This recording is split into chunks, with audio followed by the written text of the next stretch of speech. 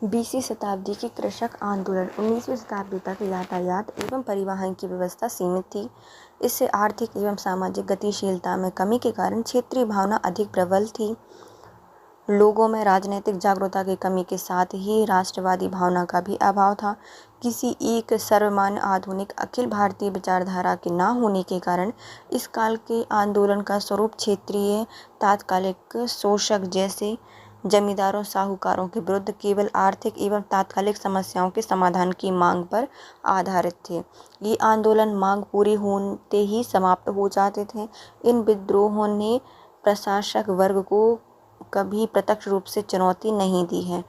20वीं शताब्दी के प्रारंभ से ही यातायात की सुविधाएं बढ़ने से आर्थिक एवं सामाजिक गतिशीलता का बढ़ना, राजनैतिक एवं आर्थिक जागरूकता का विकास, अखिल भारतीय नेतृत्व वाले नेताओं की उपस्थिति, ब्रिटिश राज्य के वास्तविक चरित्र की समझ, सुधारवादी आंदोलन एवं अखिल भारतीय स्तर पर राष्ट्रीय आंदोलन की शुरुआत जैसी कारणों ने इस काल में कृषक आंदोलनों का चरित्र परिवर्तित कर दिया।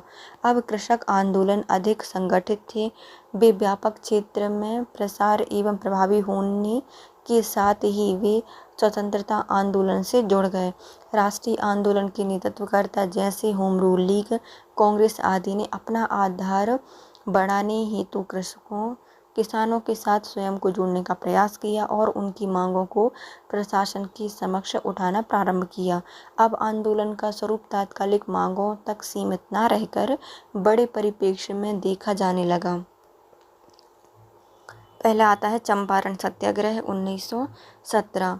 19वीं शताब्दी के प्रारंभ में गोरे बागान मालिकों ने किसानों से एक अनुबंध कर लिया, जिसके अंतर्गत किसानों को अपनी भूमि का 3/20 हिस्से में नील की खेती करना अनिवार्य था। यह व्यवस्था तिनकटिया पद्धति के नाम से जानी जाती थी। 19वीं शताब्दी के अंत में जर्मनी में रासायनिक रंगों डाई का विकास हो गया था। इसमें नील बाजारों से बाहर हो गया था। इसके कारण चंपारण के बागान मालिक नील की खेती बंद करने को विवश हो गए थे। किसान भी मजबूरन नील की खेती से छुटकारा पाना चाहते थे, किंतु परिस्थितियों को देखकर गोरे बागान मालिक किसानों की व्यवस्था का फायदा उठाना चाहते थे। इन्होंने दूसरी फसल की खेती करने के लिए किसानों को अनुबंध से मुक्त करने के एवज में लगान और अन्य करों की दर में अत्यधिक वृद्धि कर दी, जिसके अतिरिक्त इन्होंने अपने द्वारा तय की गई दरों पर किसानों को अपने उत्पाद बेचने के लिए बाध्य किया। चंपारण से जुड़े प्रमुख आंदोलनकारियों में आते हैं राजकुमार शुक्ला ने गांधी जी को चंपारण बुलाने का फैसला किया। गांधी जी, राजेंद्र प्रसाद, ब्रज किशोर, मजहर उल हक, महादेव देसाई, नरहरि पारिख और J.K. कृपलानी आदि ने चंपारण पहुंचकर मामले की जांच की और गांधी जी ने कृषकों को अहिंसात्मक असहयोग आंदोलन के लिए प्रेरित किया। इन दबावों के फलस्वरूप सरकार ने सारे मामले की जांच करने के लिए एक आयोग का गठन किया और गांधी जी को भी इसका सदस्य बनाया। परिणाम स्वरूप चंपारण कृषि अधिनियम पारित किया गया, जिसके तहत नील उत्पादकों द्वारा की जाने वाली अवैध वसूली बंद कर दी गई। बाद में एक और समझौते के पश्चात गोरे बागान मालिक अवैध वसूली का 25वां हिस्सा किसानों को लौटाने पर राजी हो गए। नेक्स्ट आते हैं खेड़ा सत्याग्रह 1918। वर्ष 1918 के भीषण दुर्भिक्ष के कारण गुजरात के खेड़ा जिले में पूरी फसल बर्बाद हो गई। फिर भी सरकार ने किसानों से मालगुजारी वसूलने की क्रिया जारी रखी। राजस्व संहिता के अनुसार यदि फसल का उत्पादन कुल उत्पादन के 1/4 से भी कम होता है तो किसानों को राजस्व पूरी तरह से माफ़ कर दिया जाता है, किंतु सरकार ने किसानों का राजस्व माफ़ करने से इनकार कर दिया। खेड़ा जिला के युवा अधिवक्ता वल्लभ भाई पटेल, इंदुलाल याज्ञिक तथा कई अन्य युवाओं ने गांधी जी के साथ खेड़ा के गांव का दौरा प्रारंभ किया। इन्होंने किसानों को लगान न अदा करने की शपथ दिलाई।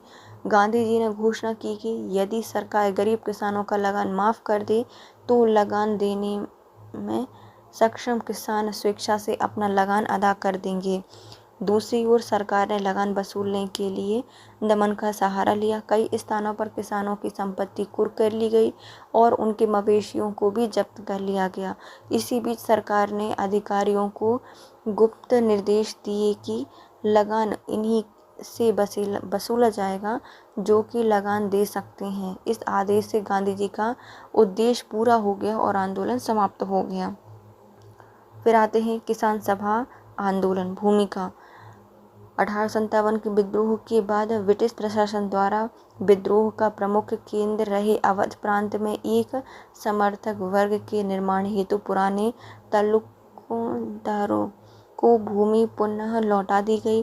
प्रशासन द्वारा लागू लगान की ऊंची दरें, जमींदारों को पुनः कृषि व्यवस्था पर अधिकार मिल जाने से मनमाने अत्याचारों द्वारा जबरन गैर कानूनी तरीके से वसूली जैसे भूमि में बेदखली, अवैध कर, नजराना आदि से किसान त्रस्त थे।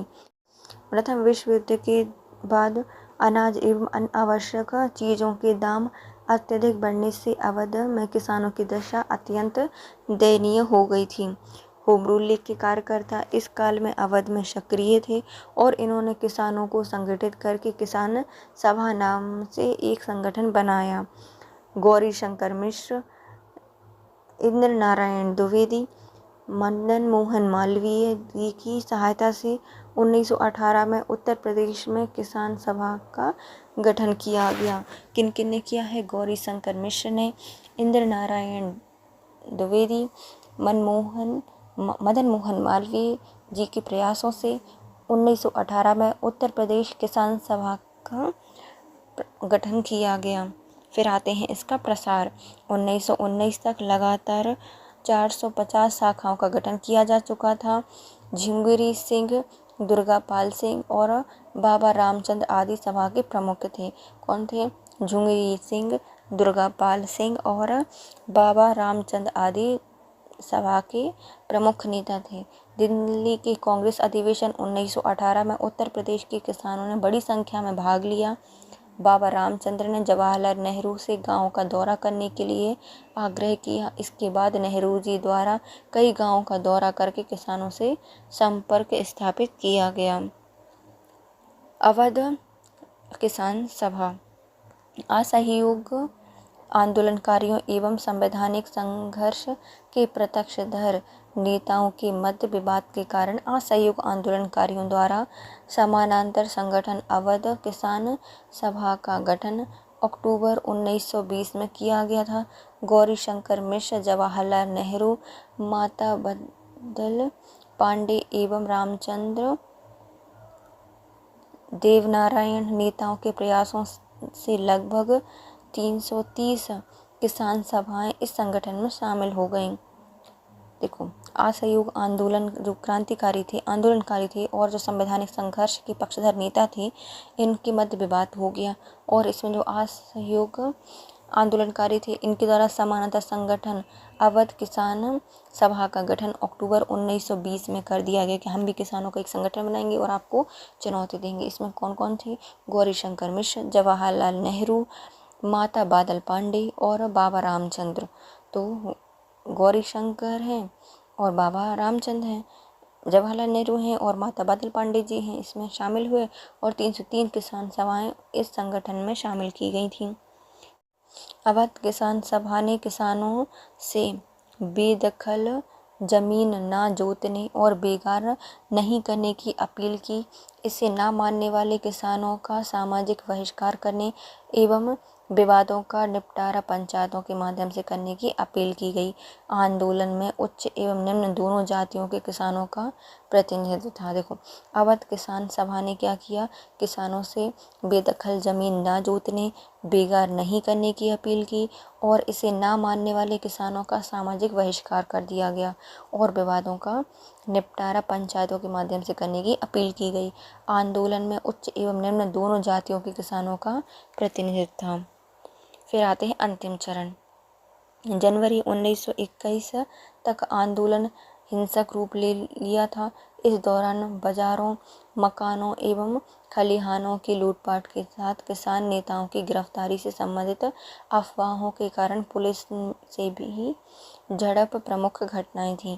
आंदोलन के प्रमुख केंद्र रायबरेली, फैजाबाद और सुल्तानपुर था। सीमित संसाधनों एवं सरकार दमन के कारण आंदोलन लगभग समाप्तप्रद हो गया था। इसी बीच सरकार द्वारा अवैध मालगुजारी रेंट संशोधन अधिनियम पारित कर दिए गए, जिससे आगे की किसानों को राहत की आशा मिलने से आंदोलन मार्च 1921 तक समाप्त हो गया। तो इसके प्रमुख केंद्र कौन कौन से थे? रायबरेली, फैजाबाद और सुल्तानपुर। इसमें अवैध मालगुजारी रेंट संशोधन अधिनियम पारित किया गया सरकार के द्वारा और इससे किसानों को राहत की आशा मिलने के कारण आंदोलन 1921 में समाप्त हो गया। फिर आते हैं एका आंदोलन। 1921 तक संयुक्त प्रांत के उत्तरी जिले हरदोई, भरूच एवं सीतापुर में किसानों द्वारा लगानों की दर में बढ़ोतरी एवं उपज के रूप में लगान वसूलने की प्रथा को लेकर पुनः आंदोलन प्रारंभ किए गए। किसानों के इस आंदोलन को एकता आंदोलन कहा जाता है। इस आंदोलन के निम्न मुद्दे थे। पहले आते हैं लगान 50% से भी अधिक वसूला जाता था। लगान वसूली के समय जमींदार के ठेकेदारों द्वारा अपनाई जाने वाली बर्बर नीतियाँ। दूसरा आता है बेगार की प्रथा। तो पहला कारण क्या था? लगान मतलब एक आंदोलन क्यों हुआ था? क्योंकि जो लगान थी वह 50% तक अधिक वसूली जा रही थी। लगान वसूलने के समय जो जमींदार हैं वह ठेकेदारों द्वारा अपनाई जाने वाली जो बर्बर नीति थी उससे परेशान थे और बेगार की प्रथा थी। एका बैठक प्रारंभ होने से पहले सभा स्थल पर एक गड्ढा खोदकर उसमें पानी भरा जाता था। इससे गंगा मानकर एक पुजारी वहां एकत्रित किसानों को शपथ दिलाता था कि वे केवल निर्धारित लगान अदा करने के साथ लगान अदायगी में समय का पालन करेंगे, बेदखल करने की स्थिति में भूमि नहीं छोड़ेंगे, बेगार नहीं करेंगे, अपराधियों की कोई सहायता न करने के साथ पंचायतों के निर्णय को मानेंगे। कौन कौन सी शपथ दिलाते थे? पहला, केवल निर्धारित लगान है वह अदा करेंगे और लगान है उसकी अदायगी के साथ समय का पालन करेंगे, बेदखल करने की स्थिति में भूमि नहीं छोड़ेंगे, बेगार नहीं करेंगे, अपराधियों की कोई सहायता न करने के साथ पंचायतों में निर्णय को मानेंगे। एका आंदोलन का नेतृत्व समाज के निम्न तबके के किसानों, मदारी, पारसी एवं अन्य पिछड़ी जातियों के किसानों के साथ कई छोटे जमींदारों ने किया था। आंदोलन में अनुशासन और अहिंसा की कमी के कारण यह राष्ट्रवादी मुख्यधारा के नेतृत्व से अलग पड़ गया था। मार्च 1922 के अंत तक प्रशासन द्वारा यह आंदोलन कुचल दिया गया था। मोपला विद्रोह 1921। केरल में मालाबार तट पर अगस्त 1921 में अवध जैसे कारणों से ही प्रेरित होकर स्थानीय मोपला किसानों ने जबरदस्त विद्रोह किया। मोपला केरल के मालाबार तट के मुस्लिम किसान थे। यहाँ जमींदारी के अधिकार मुख्यतः हिंदुओं के हाथों में थे। 19वीं शताब्दी में भी जमींदारों के अत्याचारों से पीड़ित होकर मोपलाओं ने कई बार विद्रोह किए थे। कारण क्या था मोपला विद्रोह का? तो मोपलाओं के विद्रोह का प्रमुख कारण लगान की उच्च दरें थीं, नजराना और अन्य दमनकारी तौर तरीके थे। किंतु इस बार के आंदोलन की विशेषता यह थी कि इसका राष्ट्रवादी आंदोलन के साथ संबंध स्थापित होना। खिलाफत आंदोलन ने किसानों की मांग का समर्थन किया। बदले में किसानों ने आंदोलन में अपनी पूरी शक्ति लगा दी। यहाँ भी अवध के समान किसानों की बैठक और खिलाफत की बैठक में फर्क कर पाना कठिन था। गांधी जी, शौकत अली, मौलाना आज़ाद आदि राष्ट्रीय नेताओं ने इन क्षेत्रों का दौरा कर इसमें और भी सक्रिय ला दी। अंत में सरकार ने फरवरी 1921 में निषेधाज्ञा लागू कर खिलाफत के साथ किसानों की सभाओं पर रोक लगा दी और इसकी सभी प्रमुख नेताओं को गिरफ्तार कर लिया गया। विद्रोह की प्रगति क्या हुई? इसका परिणाम यह हुआ कि आंदोलन का नेतृत्व स्थानीय मोपला नेताओं के हाथों में आ गया और आंदोलन ने हिंसक रूप अपना लिया। हिंसक चरण की शुरुआत 20 अगस्त 1921 को खिलाफत के प्रमुख नेता अली मुशलियार की गिरफ्तारी के लिए सेना के तुरुरागढ़ी की मस्जिद में प्रवेश करने से हुआ था। तो जो विद्रोह की प्रगति थी, इसमें क्या हुआ, जो राष्ट्रीय नेता थे उनको गिरफ्तार कर लिया गया। अब पूरा जो नेतृत्व था वह क्षेत्रीय लोगों के हाथ में आ गया। हिंसक चरण का प्रारंभ हुआ है 20 अगस्त 1921 को हुआ, जब एक प्रमुख नेता थे अली मुशलियार, उनकी गिरफ्तारी के लिए सेना उनकी जरूरागढ़ी की जो मस्जिद है उसमें प्रवेश कर गई। अली मुशलियार खिलाफत आंदोलन के प्रमुख नेता थे और स्थानीय मुसलमानों के धर्मगुरु थे। इससे मोपलाओं ने अपने धर्मगुरु का अपमान समझा। कुन मोहम्मद हाजी जैसे नेता इन बातों का पूरा ख्याल रखते थे कि हिंदुओं को सताया ना जाए। विद्रोह के चरण क्या थे? विद्रोह के प्रथम चरण में बदनाम जमींदारों को निशाना बनाया गया। विद्रोह मोपला किसान मुसलमान थे, परंतु उदार जमींदार एवं हिंदुओं को उन्होंने परेशान नहीं किया। इसके लिए नेताओं द्वारा विद्रोह को विशेष हिदायत दी जाती थी, परंतु अंग्रेजी सरकार द्वारा मार्शल लॉ लागू करने की घोषणा से विद्रोह का चरित्र बदनाम कर दिया या बदल दिया गया। सरकार ने तमाम हिंदुओं को जबरदस्ती अपना समर्थन करने के लिए कहा और कुछ हिंदू स्वेच्छा से भी खुले तौर पर सरकार का समर्थन करने लगे। इसने विद्रोह को हिंदू विरोधी स्वरूप दे दिया और विद्रोह के समय हिंदुओं की हत्याएं एवं जबरन धर्म परिवर्तन की घटनाएं सामने आईं। विद्रोह की समाप्ति कैसे हुई? तो मोपला विद्रोह के हिंसक रूप लेने के साथ ही यह राष्ट्रव्यापी आंदोलन से अलग हो गया। दिसंबर 1921 तक सरकार ने पूरी तरह आंदोलन का दमन कर दिया। इससे मोपलाओं का मनोबल पूरी तरह से टूट गया और आज़ादी की पूरी लड़ाई में वे फिर कभी शामिल नहीं हुए। जबकि केरल में वामपंथी नेताओं ने बड़े पैमाने पर किसान आंदोलन भी चलाए गए। नेक्स्ट आता है बारदौली सत्याग्रह। गांधी जी द्वारा 1922 में बारदौली तालुकी सूरत गुजरात में सविनय अवज्ञा आंदोलन, जिसमें करों की न अदायगी शामिल थी, प्रारंभ किया जाना था, परंतु चोरा चोरी कांड के कारण आंदोलन स्थगित कर दिया गया। असहयोग आंदोलन का केंद्र होने के साथ यहाँ स्थानीय नेता जैसे कल्याण जी, कुंवर जी मेहता एवं दयाल जी मेहता द्वारा सूरत नगर पालिका पर अधिकार कर रचनात्मक कार्य बड़े स्तर पर किए गए। तो असहयोग आंदोलन का केंद्र होने के साथ ही जो स्थानीय नेता थे, इसमें कल्याण जी, कुंवर जी मेहता, दयाल जी मेहता, इन्होंने सूरत नगर पालिका पर अधिकार किया और रचनात्मक कार्य बड़े स्तर पर करने लगे। सुधार कार्यक्रम के क्षेत्र में निम्न एवं अछूत जाति, जिन्हें कलिपराज के नाम से जाना जाता था, इनके उद्धार हेतु शिक्षा का प्रसार किया गया। आश्रम खोले गए। कुंवर जी मेहता एवं केशव जी गणेश ने आदिवासियों की बोली सीखकर कलिपराज समाज के शिक्षित वर्गों की सहायता से कलिपराज साहित्य का सृजन किया। किसके द्वारा किया गया है ये? तो ये किया गया है कुंवर जी मेहता और जो केशव जी गणेश हैं, इनके द्वारा आदिवासियों की बोली सीखी गई और कलिपराज समाज के शिक्षा वर्ग को सहायता करने के लिए इन्होंने कलिपराज साहित्य का सृजन किया। क्षेत्र में व्याप्त हाली पद्धति, जो कि बधुआ मजदूरी कहलाती थी, और कलिपराजों में व्याप्त सामाजिक कुरीतियों को भी दूर करने का प्रयास किया गया। बारदौली जांच आयोग। जनवरी 1926 को बारदौली क्षेत्र में लगान पुनरीक्षण अधिकारी ने भू राजस्व की दरों में 30% की बढ़ोतरी कर दी।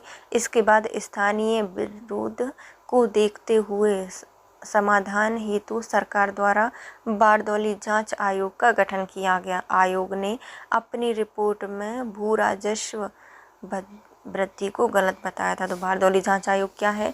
जनवरी 1926 को हुआ था। बारदौली क्षेत्र में पुनरीक्षण अधिकारी ने भू राजस्व की दरों में 30% की बढ़ोतरी कर दी थी और स्थानीय विरोध को देखते हुए समाधान हेतु सरकार द्वारा बारदौली जांच आयोग का गठन किया गया और अपनी रिपोर्ट में भू राजस्व वृद्धि को गलत बताया गया।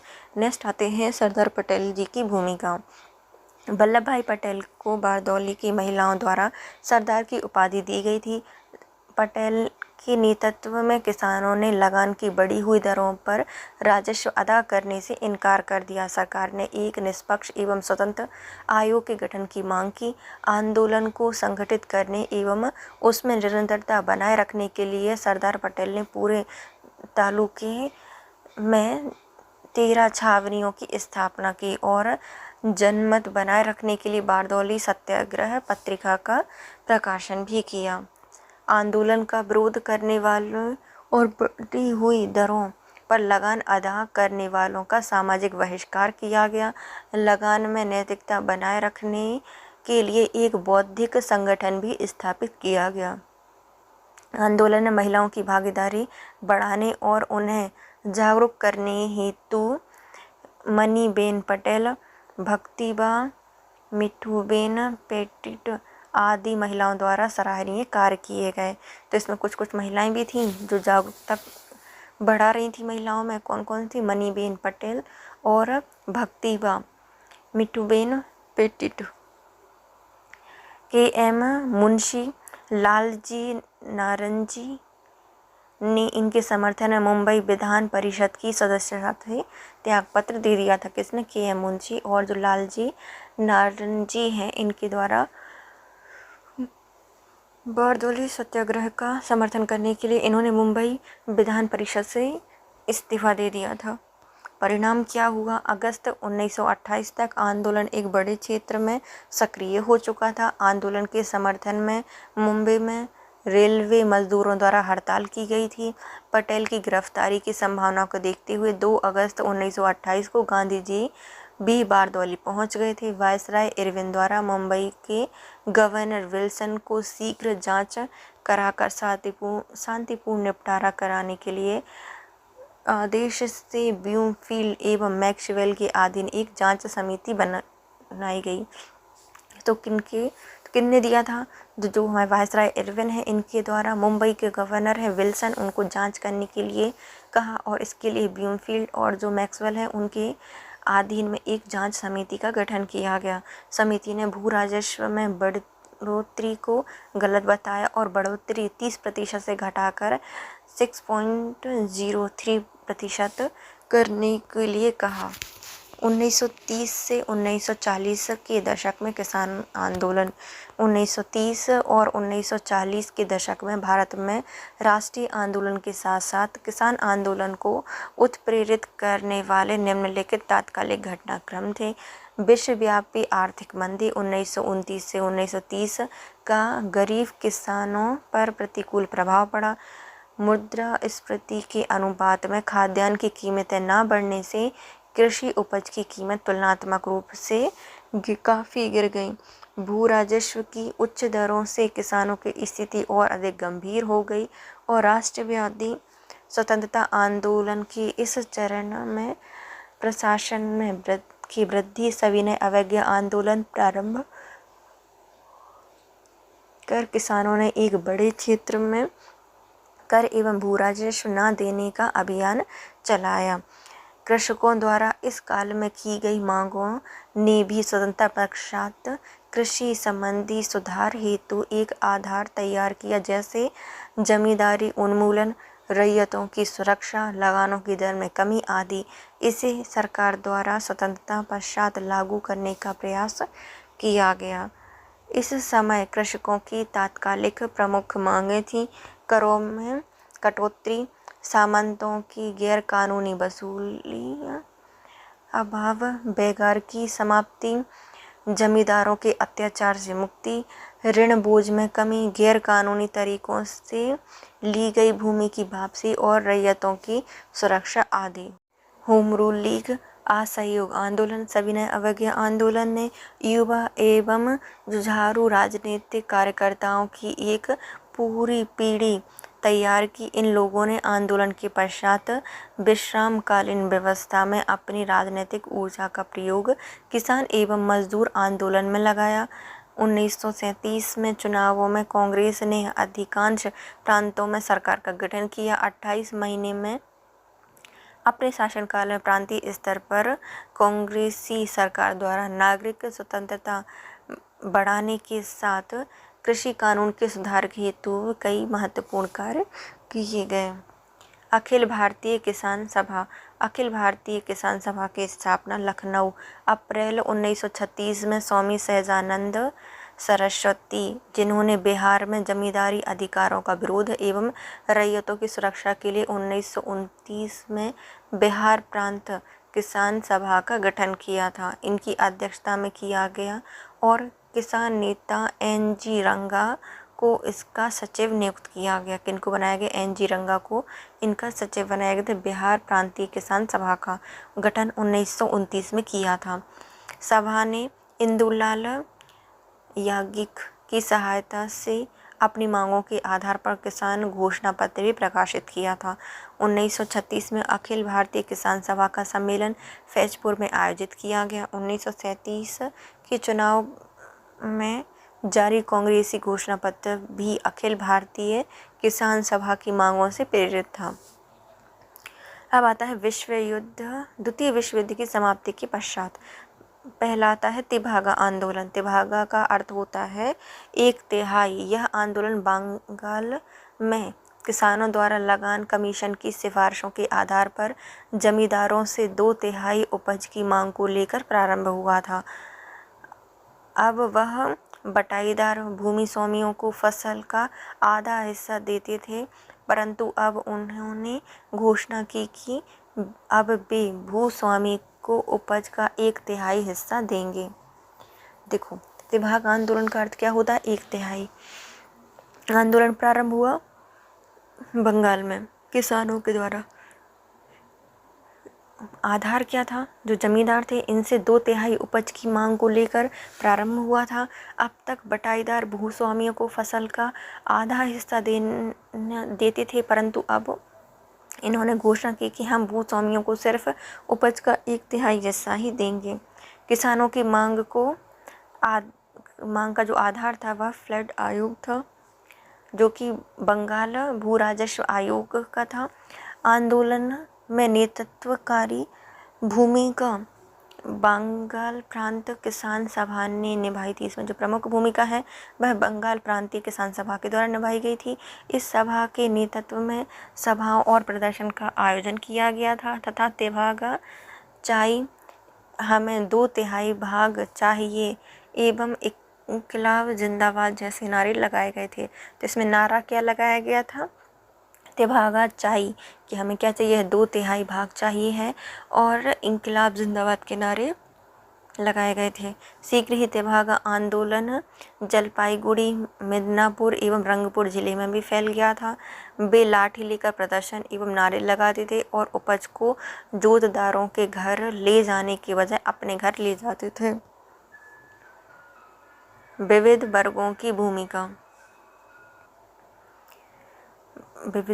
भूमिका। वर्गदारों ने आंदोलनकारी किसानों को भरपूर समर्थन दिया। बंगाल की कम्युनिस्ट पार्टी के सदस्य मुजफ्फर अहमद, सुनील सेन एवं मोनी सिंह ने इस आंदोलन में मुख्य भूमिका निभाई। आंदोलन में महिलाओं की सक्रिय भागीदारी थी। आंदोलन के समय कृषकों, जमींदारों एवं पुलिस के मध्य हिंसक झड़पें हुई थी। 1949 में बरगदार अधिनियम बनाने के बाद आंदोलन समाप्त हो गया था। बरगदार अधिनियम बनाने के बाद ये आंदोलन समाप्त हो गया था 1949 में। देखो, इसमें क्या हुआ था? जो बरगदार थे इन्होंने आंदोलनकारी भूमि किसान थे उनको भरपूर समर्थन किया था। कम्युनिस्ट पार्टी के सदस्य मुजफ्फर अहमद, सुनील सेन एवं मोनी सिंह ने इस आंदोलन में प्रमुख भूमिका निभाई थी। महिलाओं की प्रमुख भूमिका थी। आंदोलन के समय कृषक, जमींदार एवं जो पुलिस थे उनके मध्य हिंसक झड़पें भी हुई थीं। तिभागा आंदोलन खत्म। नेक्स्ट आता है तेलंगाना आंदोलन। यह आंदोलन तेलंगाना आंदोलन आधुनिक भारत के इतिहास का सबसे बड़ा कृषक गोरेला युद्ध था। इसमें 3000 गांव और 30 लाख लोगों को प्रभावित किया था। तेलंगाना क्षेत्र में स्थानीय देशमुखों ने पटेल एवं पटवारियों की मिली भगत से स्थिति में पर्याप्त वृद्धि कर ली थी। इन देशमुखों को स्थानीय प्रशासन एवं पुलिस के साथ ही निजाम की सरकार का भी संरक्षण प्राप्त था। इन देशमुखों ने किसानों एवं खेतीहर मजदूरों का भरपूर शोषण किया और इस क्षेत्र में इनके अत्याचारों की एक बाढ़ सी आ गई।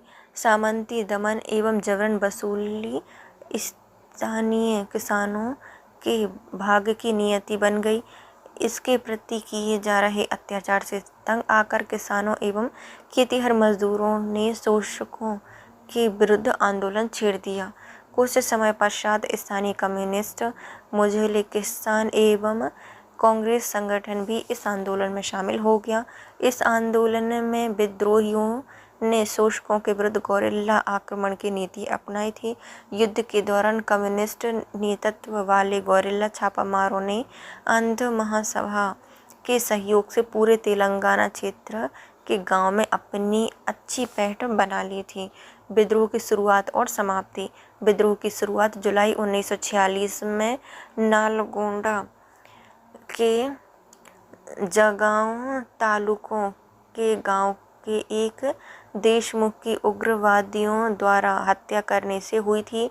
जल्दी ही विद्रोह वारंगल एवं खम्मा में भी फैल गया था। कब हुआ था? जुलाई 1946 में हुआ था। नलगोंडा के जगांव तालुका में हुआ था। देशमुखों की उग्रवादी द्वारा हत्या करने से हुआ था और यह वारंगल और खम्मा में भी फैल गया था। किसानों ने संगम के रूप में संगठित होकर देशमुखों पर आक्रमण करना प्रारंभ कर दिया। इन्होंने हथियारों के रूप में लाठियां, पत्थरों के टुकड़े एवं मिर्ची के पाउडर का प्रयोग किया, किंतु सरकार ने आंदोलनकारियों के प्रति अत्यंत निर्दयतापूर्ण रुख अपनाया। अगस्त 1947 से सितंबर 1948 के मध्य आंदोलन अपने चरमोत्कर्ष पर पहुंच गया। हैदराबाद विलय के संदर्भ में भारतीय सेना ने जब हैदराबाद को विजित कर लिया तो यह आंदोलन स्वतः समाप्त हो गया। तेलंगाना आंदोलन की महत्वपूर्ण उपलब्धियां क्या हैं?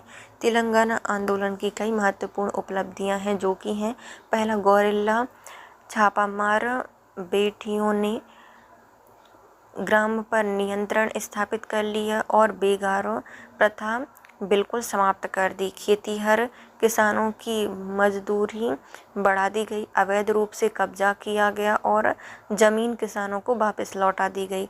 लगान की दरों को तय करने एवं भूमि के पुनर्वितरण हेतु अनेक कदम उठाए गए।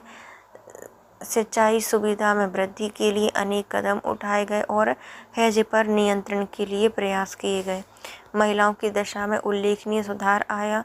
भारत की सबसे बड़ी देशी रियासत से अर्ध सामंती व्यवस्था का उन्मूलन कर दिया गया और आंदोलन ने भाषाई आधार पर आंध्र प्रदेश के गठन की भूमिका तैयार की।